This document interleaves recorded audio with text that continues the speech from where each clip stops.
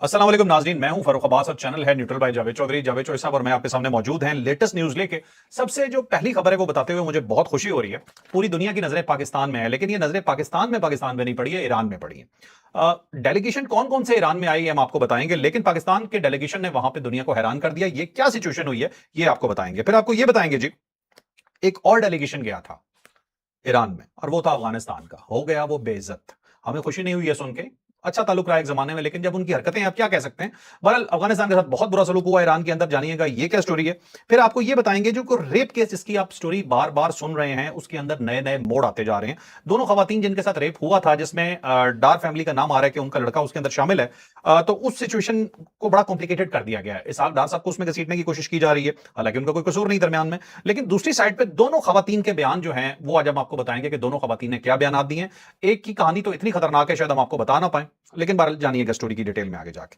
फिर आपको यह बताएंगे जी कि पाकिस्तान में होने लगे हैं जी फिर मुज़ाकरात, लेकिन ये मुज़ाकरात थोड़े से डिफरेंट होंगे उन मुज़ाकरात से जो हुए हैं कतर में। अब हो तो मुज़ाकरात ही रहे हैं, डिफरेंट क्यों होंगे और अब की बार कामयाबी का चांस बहुत ज्यादा है। ये हम नहीं कह रहे, ये पूरी दुनिया कह रही है। रीजन क्या है, पाकिस्तान के पास ऐसी कौन सी कुंजी है, ये भी जानिएगा आज ही के वीलॉग में। तो ये होगा आज का हमारा वीलॉग, और वीलॉग की डिटेल की में जाने से पहले छोटा सा रिमाइंडर कि लाइक शेयर सब्सक्राइब करना आपने नहीं भूलना। हमारा व्हाट्सएप लिंक, ट्विटर लिंक और जितने भी लिंक्स हैं सारे ज्वाइन कर लें।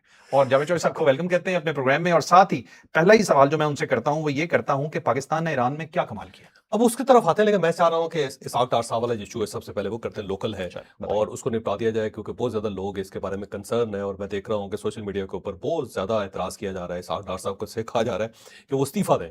अब मैं अगर फर्ज करें इसहाक डार साहब ने एक मरतबा भी अपने नवासे को बचाने की कोशिश की होती तो मैंने भी ये कहना था कि इनको मुस्ताफी होना चाहिए, या ये खबर जो है वो इसहाक डार साहब से रिलेटेड होती तभी उनको कहते, या उनका नवासा जो है इनके पास रह रहा होता, या उसने इन खवातीन को इसहाक डार साहब के घर में रखा होता तो फिर तो एतराज किया जा सकता था। लेकिन इसहाक डार साहब की तरफ से इंटरवेंशन जीरो।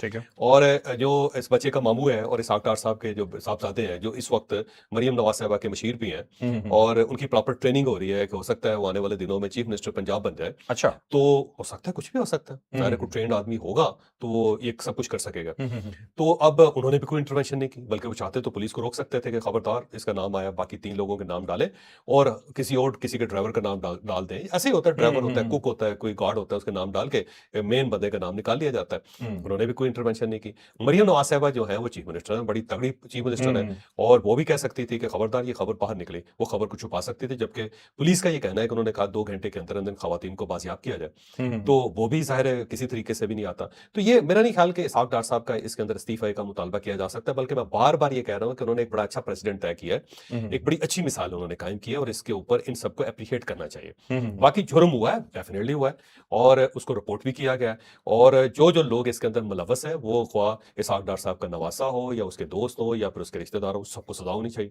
ठीक है। सबके अब बहुत सारे लोग मैं देख रहा हूँ वो ये कह रहे हैं जी कि इनकी सुलह हो चुकी है आपस में, और अल्टीमेटली इस तरह होगा कि कोर्ट के अंदर जब ये मामला जाएगा तो सुलह सफाई की वजह से मुलजम को छोड़ दिया जाएगा। भाई 2 खवातीन हैं, वो मुल्क से बाहर चली गई हैं, वहां पे वो बैठ के जाहिर है जब कोर्ट के अंदर केस चलेगा तो वहां पे वीडियो कॉल पे ऊपर उनको ले लिया जाएगा। अब अगर वो इनको छोड़ देती है तो जाहिर छूट जाएंगी, और अगर वो नहीं छोड़ती तो नहीं छूटेंगे। अच्छा इसके अंदर साहब, इसमें एक बहस चल रही है मीडिया के ऊपर ना, मीडिया के ऊपर कहा जा रहा है कि जैसे ये केस ठंडा होगा ना, ये ठंडा होने का इंतजार कर रहे हैं, उसके फौरन बाद मामले को सेटल कर दिया जाएगा। सेटल तो पहले ही हो सकता था ना, खबर आती ना। हम्म। ये देखिए ये फ्यूचर है ना, फ्यूचर के अंदर तो कुछ भी हो सकता है। अच्छा सर, एक चीज मुझे और बताइएगा। ये चीज भी मतलब डिबेट का हिस्सा है, इस वक्त लोग ये बात कर रहे हैं, मैं भी पूछना चाहता हूँ कि ये खबर बाहर आने से एक्शन हुआ है या खबर को ना दबाने की वजह से एक्शन हुआ है। अब देखिए, अब 2 इसके अंदर वर्जन है। एक वर्जन तो ये है कि पुलिस का है जी हमें 15 पे कॉल आई, और कॉल आई हमें स्पेन से, और वो जो खातून है गैब्रिएला, उसका वो जो स्पेनिश है इस वक्त, और वो वेनेजुएला की है, स्पेनिश के अंदर है। और ये बेसिकली आपको पता है कि ये जो सारे लैटिन अमेरिका के मुल्क है ना, ये बेसिकली स्पेनिश है, और अच्छा। वहाँ पे क्योंकि जुबान स्पेनिश बोली जाती है तो वहाँ से लोग ना इजीली आ जाते हैं स्पेन के अंदर, ठीक है। और इनकी फ्री मूवमेंट होती है, वो यहाँ से आ सकते हैं, यहाँ से उधर जा सकते हैं, और एक लैंग्वेज होने की वजह से लिहाजा। बल्कि अगर आपने लैटिन अमेरिका के किसी भी मुल्क में जाना हो तो सबसे बेहतरीन जो एयरपोर्ट है वो मैड्रिड है, क्योंकि वहां से डायरेक्ट फ्लाइट्स है पूरे लैटिन अमेरिका के लिए। ठीक है। तो वो अगर ये वेनेजुएला की खातून है तो ये इजीली वहां पे स्पेन आके ये वहां पे सेटल होगी। ठीक तो है। इसने कहा जी कि जो इसका अपना एक बयान भी आया जो हम आगे चल के बताते हैं। तो ये पुलिस के जो फैसल कामरान साहब है, उनका ये कहना है, डीआईजी साहब, उनका ये कहना है कि जब हमें 15 पे कॉल आई और उसके बाद हमें चीफ मिनिस्टर ऑफिस से रब्ता किया, उन्होंने कहा जी 2 घंटे के अंदर अंदर ये खवातीन बासियाब होनी चाहिए। और उसके अंदर जो वालिद था उसके गैब्रिएला का, उसने कहा जी कि मेरी जो बेटी है वो वहां पे थी, उनसे $15 लाख तावान मांगा जा रहा है, और ये लोग हैं, और उसके बाद फिर हमने कार्रवाई की और हमने इनको रिकवर कर लिया। अब ये जो औरतें हैं वो एक नई कहानी सुना रही है, वो कहानी बिल्कुल डिफरेंट है, पुलिस की कहानी से मुकम्मल तौर पे डिफरेंट है। अब जो गैब्रिएला है वो ये कहती है कि जी हमें असले के जोर पे ये ले गए, हमें फिर यहाँ से इन्होंने पकड़ा, फिर ये ले गए, फिर वहाँ पे काले कपड़े वाला आया और 4 लोग थे असलहे के साथ थे, फिर रजा डार आया, उसने कहा कि कंप्यूटर कहाँ है, और उसके फिर पासवर्ड मांगे उसने, फिर पासवर्ड दिए, फिर उसने पैसे ट्रांसफर किए, फिर उन्होंने हमारा जो मोबाइल फोन है उसके जरिए जितने कॉन्टैक्ट थे उन सबसे पैसे मंगवाए, किसी ने पैसे नहीं दिए वगैरह वगैरह। फिर उसने कहा जी कि एक और बंदा था, वो बड़ा वो शख्स था, उसके पास राइफल भी थी, फिर उन्होंने मेरे मुंह पे बट भी मारे, मेरे मुंह पे घूंसे भी मारे, और फिर मेरे साथ रेप भी किया। ज्यादती का उन्होंने बस बताया। ज्यादती का जो सब मुझे एक चीज फिर यहाँ दूसरे पे फ्लोर पे ले गए, मेरे मुझे कपड़े उतार दिए वगैरह वगैरह, इस जी टाइप की चीजें जो है ना सारी उनके बयान के अंदर आई हुई हैं। हम्म, और थप्पड़ मारा, फिर ज्यादती की, और फिर उसके बाद अब स्टिफनी जो है वो एक दूसरी कहानी सुना रही है, वो ये बता रही है, फिर वो बता रहे हैं कि जी एक वक्त ऐसा भी आया कि उन्होंने कहा ठीक है हमने पैसे ले लिया, अब एयरपोर्ट पे छोड़ रहे हैं, एयरपोर्ट जा रहे थे, रास्ते में फिर इस तरह हुआ कि इन्होंने हमें पासपोर्ट भी दे दिया, हमारे सब कुछ दे दिया इन्होंने, फिर इनकी गाड़ी टकरा गई किसी और गाड़ी के साथ, और वो जब टकराई तो हम नीचे उतर के हमने शोर कर गाड़ी में लेके जा रहे थे, लेकिन एयरपोर्ट के बजाय हमें किसी और साइड पे ले जाना शुरू कर दिया उन्होंने। फिर रास्ते में गाड़ी खराब हो गई उनकी, जब गाड़ी खराब हुई तो हम दोबारा नीचे उतर के हमने शोर शराबा शुरू कर दिया, इतने में पुलिस की गाड़ी आ गई, उसमें एक लेडी कांस्टेबल भी थी, फिर हम उसके पास चले गए, उसके बाद फिर ये उस वक्त सारा तसल्ली होगी कि वाकई पुलिस आ गई। तसल्ली होगी वगैरह वगैरह।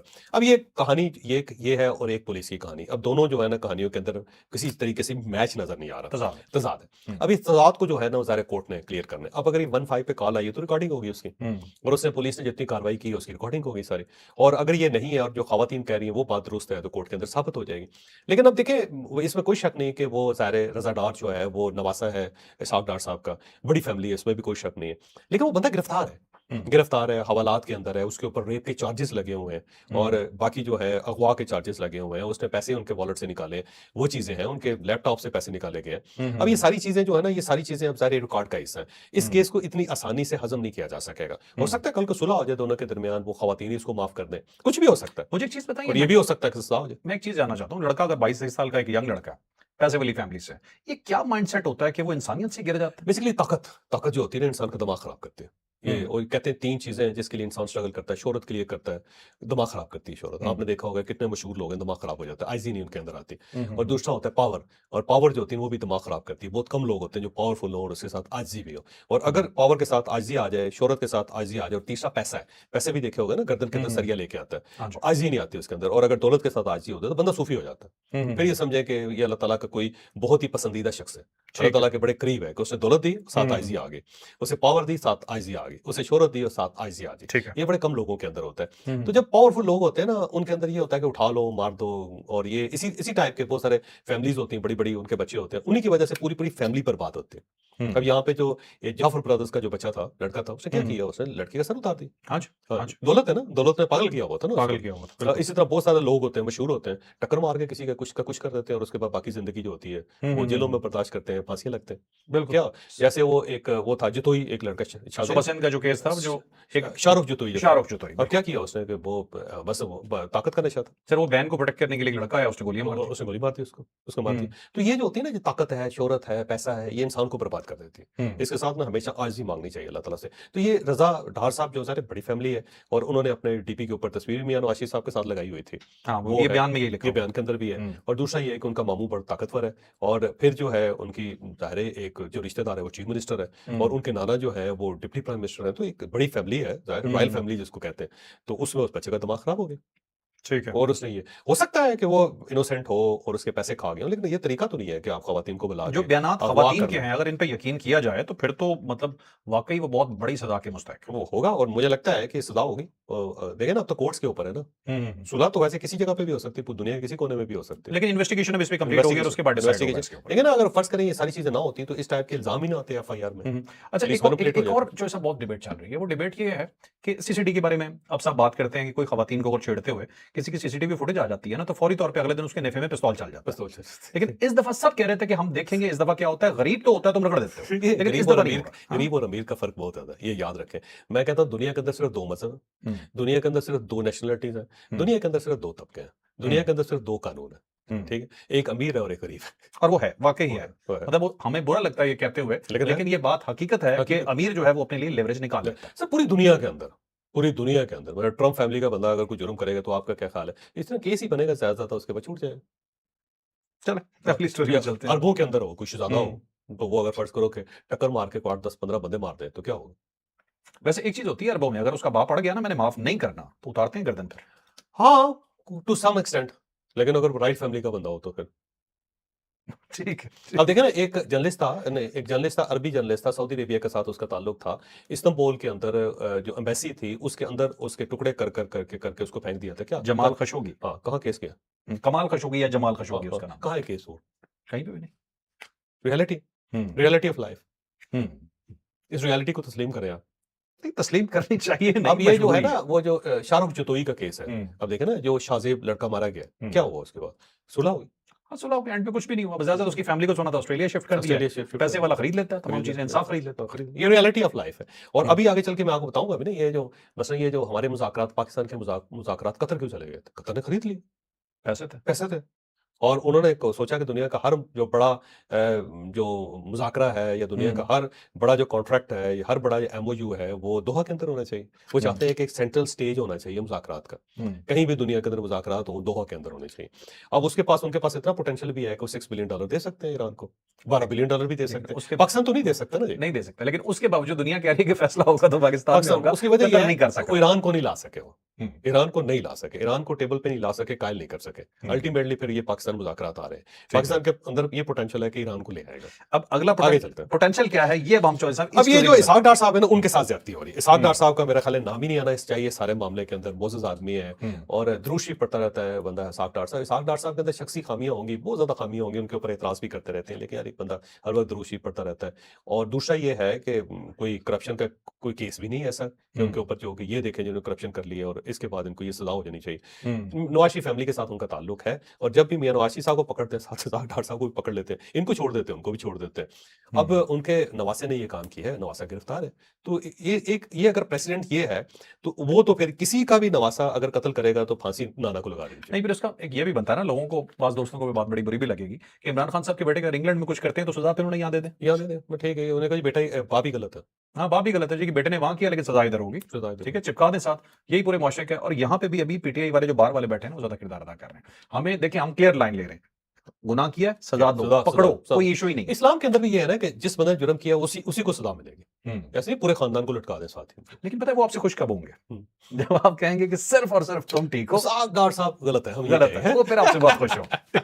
चले चलिए साहब, अब हम दुनिया को ये बताते हैं कि ईरान पाकिस्तान से इतनी मोहब्बत क्यों करता है, क्यों पाकिस्तान का कहना मानता है। तो जो पाकिस्तान ने दुनिया को हैरान किया, ईरान में जो वफूद गए हैं, जरा उनकी डिटेल बताइए। अब देखिएगा, ये मसला ये है कि इतना बड़ा इवेंट हो रहा है ईरान के अंदर, और पूरी दुनिया से वहां पे वफूद गए हैं, 30 मुल्कों से वफूद गए हुए हैं वहां पे, कहते हैं 100 के करीब वहां पे वफ्द है, बहुत ज्यादा वफ्द है। और उसमें सबसे बड़ा जो वफ्द है वो सिर्फ पाकिस्तान से गया, जबकि ईरान के साथ बहुत सारे मुल्कों के ताल्लुकात बहुत अच्छे हैं, लेकिन वहां से भी हेड ऑफ स्टेट्स जो है वो नहीं है। जैसे कि ओमान है, ओमान के साथ इनकी बिजनेस डील चल रही है अब नए हुर्मुज़ पे। अब उनके तो अमीर को आ जाना चाहिए था, या उनके प्राइम मिनिस्टर को आ जाना चाहिए था, लेकिन ओमान का भी कौन है, रियासती कौंसिल का चेयरमैन जो है उससे वो तशरीफ लाए। कतर के अंदर इनके मुज़ाकरात चल रहे हैं, और कतर जो है ना सेंटर स्टेज है, उनका प्राइम मिनिस्टर आ जाना चाहिए था, लेकिन उनकी शूरा काउंसिल का जो है चेयरमैन हुआ है। अच्छा, मिस्र जो है वो भी इनके साथ ठीक है, लेकिन वहां पे सेनेट का स्पीकर आया। सऊदी अरब जो है यहाँ से, अच्छा ये नए वजीर खारजा, क्योंकि सऊदी अरब के इनके साथ ताल्लुकात ठीक नहीं, 632 है, सन 632 से जब रसूल सल्लल्लाहु अलैहि वसल्लम का वसाल हुआ था, उसके बाद से ये मसला बना हुआ है। तो ये कभी सऊदीज और ईरानी आपस में नहीं हो सके, आपस नहीं हो सके, लेकिन वहां से चले उनके नए वजीर खारजा आगे, ठीक है। तुर्की जो है ईरान उसके पास बहुत ज्यादा करीब है। इसराइल जो हमेशा तैयब अर्दगान और मसूद पज़ेश्कियान और मुज्तबा खामनाई का इकट्ठा नाम लेता है, लेकिन वहां से भी उनका कोई नहीं आया, उनका नायब सदर आया। फिर रूस के जो है वो साबिक सदर उन्होंने भेजे हैं, रशियन पुतिन भी नहीं आया, जबकि उनके बहुत ही करीबी ताल्लुकात है। चाइना जो है वो भी बहुत करीबी ताल्लुकात है, वहां से उनका प्राइम मिनिस्टर भी नहीं आया, कोई बड़ा वफ्द उनका भी नहीं, कोई नहीं आया। कतर जो है वो आपको मैंने बता दिया है बहुत ज्यादा। अब ये सर जॉर्जिया के सदर आए, जॉर्जिया बिल्कुल करीब है इनके, और ताजिकिस्तान के सदर आए, वो भी ज़ाहिर है, वो बेसिकली तो ताजिक जो है ना, ताजिकिस्तान वो शिया मसलक के साथ ताल्लुक है ना उनका। अच्छा, सबसे ज्यादा जो हाई पावर्ड है ना डेलीगेशन, वो पाकिस्तान का है, सबसे बड़ा वफ्द इसका है। इसके अंदर प्राइम मिनिस्टर है, इसके अंदर फील्ड मार्शल है, इसके अंदर नायब प्राइम मिनिस्टर है, नायब वजीर आजम इसहाक डार, इसके अंदर बिलावल भुट्टो है, इसके अंदर तारड़ है, इसके अंदर अयाज सादिक है, इसके अंदर नैयब बुखारी है, इसके अंदर यूसुफ गिलानी है, इसके अंदर मोहसिन नकवी है, इसके अंदर जो सईद मुराद अली शाह है, इसके अंदर गवर्नर केपी फैसल कुंडी साहब। तो ये सबसे बड़ा जो है ना वो है। अब इसका मतलब ये हुआ कि पाकिस्तान ने साबित कर दिया कि हम ईरान के साथ खड़े हैं, और दुनिया में हमारा सिर्फ एक ही दोस्त है, वो पाकिस्तान है या फिर वो तो ईरान इससे है। भी बड़ी हिम्मत की बात है, पूरी बड़ी दुनिया को जाके दिखा दिया कि दिखा पूरा दिया। पाकिस्तान पहुंचा हुआ है वहां। हाँ, बिल्कुल, इसमें कोई शक ठीक नहीं। है, और आपको पता है अभी ईरान की तरफ से फिर तशक्कुर पाकिस्तान हो रहा है, पूरे पाकिस्तान का शुक्रिया अदा किया जा रहा है कि वाहिद मुल्क पाकिस्तान है जिसमें- जिसने इतना high power delegation High power। भेजा है यहाँ पे, बाकी किसी ने नहीं भेजा। अब वो देखो जरा, अगर आपको याद हो तो जब ये राइट्स हुए थे ना यहाँ पे गिलगित बल्तिस्तान के अंदर, वहां पे इवन फौजी इंस्टॉलेशन के ऊपर हमला हुआ हाँ था, फौजी अफसरों के घरों के ऊपर अटैक हुआ था। अच्छा। उसके बाद जब रमजान में फिर फील्ड मार्शल ने बुलवाया था जो शिया मसलक के उलमा कराम को, तो बाहर निकल के कितना ज्यादा शोर शराबा उन्होंने किया था कि इनका रवैया हमारे साथ ठीक नहीं था। उन्होंने कहा कि अगर किसी को ज्यादा तकलीफ है तो ईरान चले जाए, हैं? ऐसा ही था ना। अब मेरा ख्याल है इन सबको पूछना चाहिए उनसे ईरान से कि ईरान के क्या तासुरात है पाकिस्तान के बारे में। वो तशक्कुर पाकिस्तान का नारे लगा रहे हैं सारे, वो पाकिस्तान को अपना मोहसन समझते हैं। पाकिस्तान ने ईरान के लिए इस हद तक किया सारा, और यहाँ पे हमने राइट शुरू कर दिए। अच्छा, बेसिकली तो देखा जाए ना तो फील्ड मार्शल ने, रियासत है पाकिस्तान ने, फील्ड मार्शल का नाम इसलिए क्योंकि वो सबसे फ्रंट लाइन पे आगे आ रहे हैं, इसलिए उनका नाम और प्राइम मिनिस्टर का नाम हम अलग से लेते हैं। ठीक है, देखा जाए तो थप्पड़ मारे हैं उन लोगों के मुंह के ऊपर जो ये बकवास कर रहे थे उस वक्त। ठीक है, और इसमें सबसे ज्यादा वो लोग शामिल थे जो PTI दावा करते हैं कि हम पीटीआई पीटीआई, और वो सारे सोशल मीडिया एक पूरी कंपेन थी, पूरी कंपेन। पूरी कंपेन। ठीक है, बिल्कुल। अच्छा चोई साहब, ये तो हो गया, हमने ये पूरी डिटेल एक बता दी। अब थोड़ा सा ये बताइएगा कि नरेंद्र मोदी के कुछ बहुत करीबी यार हैं, ताल्लुक है उनका अफगानिस्तान से, पहुंचे हैं वो ईरान में। अच्छा नहीं, ये मैं कतर का, ये जो पाकिस्तान के अंदर 11 जुलाई को मुज़ाकरात हो रहे हैं ये उसके पहले ऊपर, कर रहे हैं। उसमें निपटा देते हैं। चलो। अब एक तो ये है कि कतर नाकाम हो गया। कतर नाकाम इसलिए हुआ है कि वो ईरान को नहीं बिठा सका अमेरिका के साथ। अमेरिकी वफ्द जो ना, हाई पावर्ड वफ्द आया वहां पे, स्टीव का वो आया, वो विटकॉफ आया, फिर उसके बाद कुशनर कुशनर आया, आया। और उनके साथ और बहुत ज्यादा लोग आए, सीआईए के लोग आए वहां पे, एफबीआई के लोग आए वहां पे, और बहुत ज्यादा उनके फॉरेन मिनिस्ट्री के लोग वहां पे सही। आए, और वो वहां पे बैठे रहे बेचारे, और इस साइड से ईरानियों ने उनके साथ बात करने से इनकार कर दिया, और फिर अल्टीमेटली उनको ना सालस के तौर पर दरमियान में आना पड़ गया, और जो कतर है वो बुरी तरह नाकाम हो गया। कतर ने ये सारी पोजीशन खरीद ली है, उसमें कोई शक नहीं, क्योंकि एक इंप्रेशन दिया जा रहा था कि पाकिस्तान के अंदर सिक्योरिटी का इशू है, सेफ्टी का इशू है, वहां पे सेफ्टी नहीं है, और ये इंडिया भी बहुत ज्यादा प्रोपेगेंडा करता है ये सेफ नहीं है इस्लामाबाद, और ये कहां जा रहे हैं। और ये जितने इस वक्त अटैक्स हो रहे हैं ना, जो जवानी के अंदर अटैक हुआ है, तो ये सारे अटैक्स इसलिए हो रहे हैं कि पाकिस्तान के अंदर जो ये सिक्योरिटी का इशू है ना, उसको इतना बड़ा किया है कि हर जगह पे इसकी खबरें आए, और पाकिस्तान जो है ना 11 जुलाई को भी इनको इकट्ठा ना कर सके।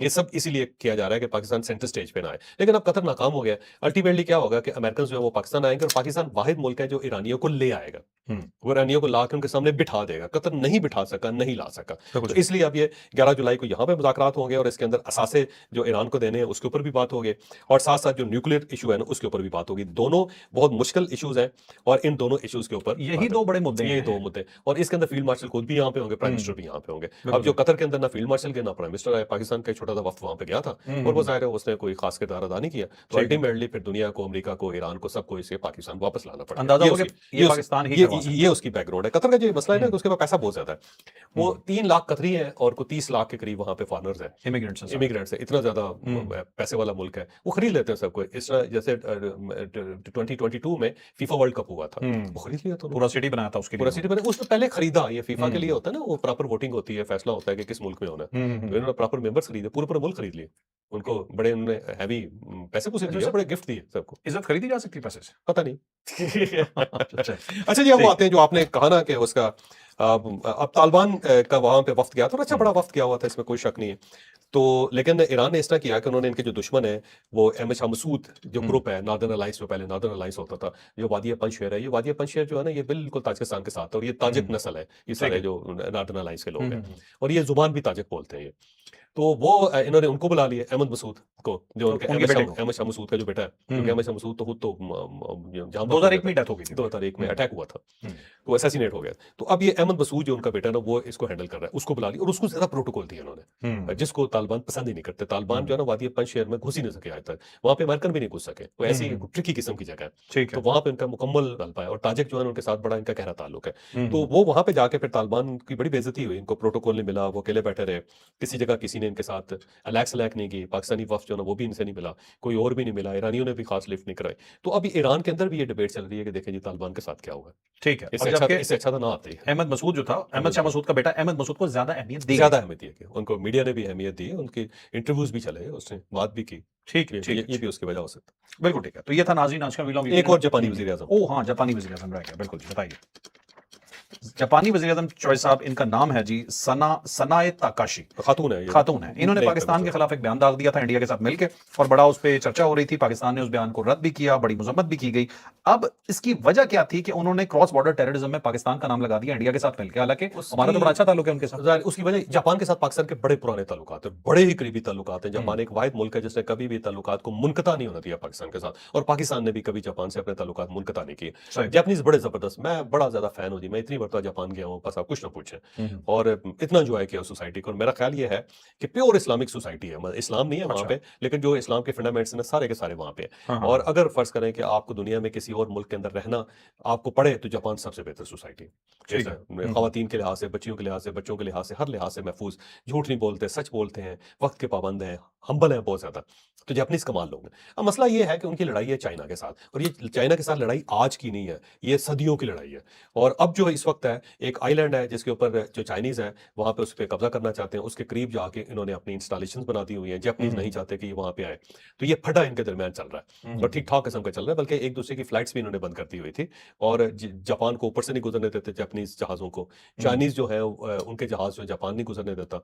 को बहरी जहाजों का भी इनका बड़ा फटा पड़ा रहा है सारा। लेकिन इसके बावजूद बड़ी दिलचस्प बात है, ये सारी अपनी जगह पे, लेकिन ट्रेड दोनों मुल्कों के दरमियान धड़ाधड़ चल रही है, ठीक और है, बड़ी ठीक है। ताकतवर ट्रेड है। क्योंकि जापानीज भी समझते हैं कि तजारत अपनी जगह पे, इख्तलाफात अपनी जगह पे, चाइनीज भी समझते हैं तजारत अपनी जगह पे, इख्तलाफात अपनी जगह से। इन दोनों से ये सीखना चाहिए, और बिल्कुल। उसके अंदर इजाफा होता चला जा रहा है दोनों के अंदर, ट्रेड के अंदर। ठीक है। तो बहरहाल वो पाकिस्तान चाइना के करीब है, बहुत ज्यादा करीब है, और चाइना जो है वो अफगानिस्तान के अंदर पाकिस्तान की मदद कर रहा है। और इस वजह से चाइनीज प्राइम मिनिस्टर जो है उन्होंने जापानीज प्राइम मिनिस्टर ने ये कह दिया कि जो पाकिस्तान क्रॉस बॉर्डर टेररिज्म कर रहा है उसको रोकना चाहिए। तो ये मेरा ख्याल है सिर्फ उन्होंने एक तीर चुभोया हमें, कि और वो चाइना की वजह से कोई तकलीफ उधर है। और तकलीफ होता है, ठीक है। और कोई वजह और नहीं ये बड़ी हॉकिश प्राइम मिनिस्टर भी है, है। और उनकी चाइना राइट चाइना के खिलाफ है, चाइना की बहुत चाइना के खिलाफ बहुत है। खिलाफ।